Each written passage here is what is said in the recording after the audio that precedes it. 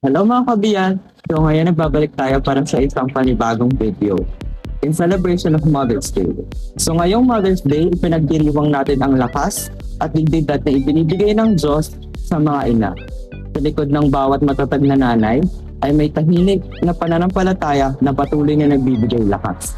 So ngayon, makakasama natin si Heidi Constantino, isang mapagmahal na ina mula sa ating church na magbabahagi ng kanyang puso tungkol sa pagiging nanay, pananampalataya, at kung paano siya kumukuha ng lakas mula sa Panginoon.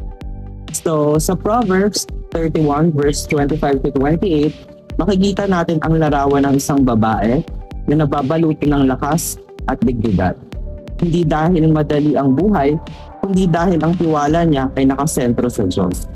Ang lakas na ito ay hindi lang pisikal o emosyonal, kundi spiritual.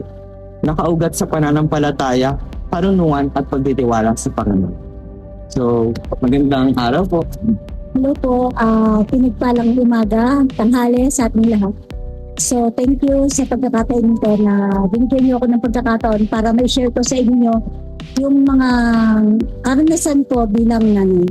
So, maraming salamat po dahil napagbigyan niyo po kami sa aming invitation. So, para po sa aming first question, bilang isang nanay po, saan niyo po ba kinukuha ang lakas ninyo? Lalo na po kapag pagod po kayo o may mga araw na nahihirapan po ka. So, bilang kinukuha ko yung lakas ko yung sa mga kay Lord, siyempre, kasi sa pag-pray. Kasi doon ko talaga hindi yung lakas. So kay Lord, nabigyan ako ng kalakasan, lalo na ngayon sa mga pinagdadaanan ko sa buhay kasi nga may sakit ako. Lagi ako nagpipray sa kanya na araw-araw bigyan niya ako ng lakas at saka yung talino para ma-force ko, magampanan ko yung mga tungkulin ko sa buhay bilang isang nanay. Second question po, ano ang nakakatulong po sa inyo para manatiling mahinahon bilang nanay kahit stressful lang mga araw? Yung humihingi ako kay Lord ng guidance yung sa pang-araw-araw na ng buhay ko bilang isang nanay, lalo ngayon may sakit ako kahit na pagod ako sa pagdadialysis. Alam niyo naman na may sakit ako, dialysis. Mainitin ng ulo, minsan iba't iba talaga yung mood ko. So yun, humihingi talaga ako kay Lord ng guidance sa pagkaroon ko ng kalakasan at para matugunan ko rin yung mga pangailangan ng pamilya ko, like ng asawa ko, ng anak ko. Yan, sa Lord pa rin. Bilang isang ina po, paano nyo naman po hinahandle yung worries o takot para sa future ng pamilya nyo? Magpipray lang talaga ako kay Lord na sana gabay pa rin guidance. Kagaya nga, natatakot ako bilang isang nanay na hindi ko alam kung hanggang kailan ako, kasi yung sa sakit namin hindi ko alam kung hanggang kailan pa ako magiging isang nanay sa kanila. Lalo na kasi mayroon ako isang anak na ginagabayan pa rin.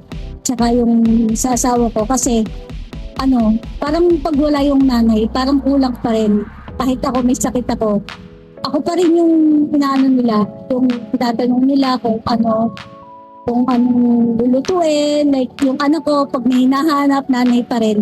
So yun, natatakot talaga ako na bilang isang nanay na mawala ako sa mundo. Kaya yan ang worries ko talaga, na sana gabayan talaga ako ni Lord, bigyan ako ng mahaba pang buhay. Paano nyo naman po sinusubukang ipakita ang pagmamahal ni Kristo sa paraan ng pakikipag-usap sa pamilya po? Pinapakita ko sa ang pagmamahal ni Kristo sa buhay ko, sa pamilya. Yung nasi-share kami, like yung asawa ko, pagka meron siyang pasayo, yung asawa ko lagi nagpapasayo ng Bible, sinishare niya sa akin. Tapos ako naman, ina-apply ko naman sa buhay ko bilang nanay.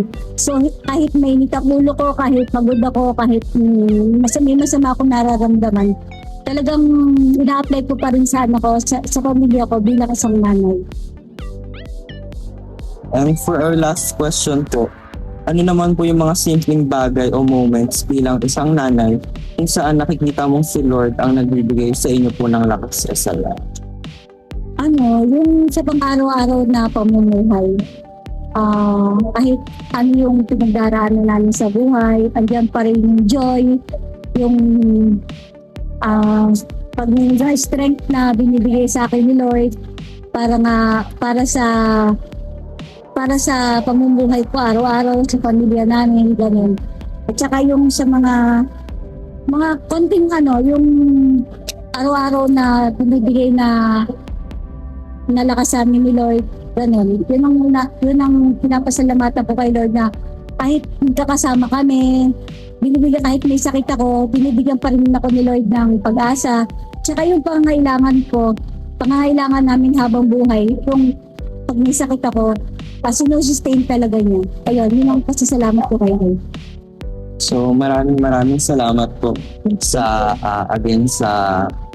pagpayag ma-interview po kayo at makapag-share ng inyong pong mga experiences din bilang isang faithful na nanay. Thank you, Ben. Maraming salamat. So nakita natin na ang tunay na lakas at dignidad ay hindi nanggagaling sa pagiging perpekto, kundi sa araw-araw na pagtitiwala sa Diyos.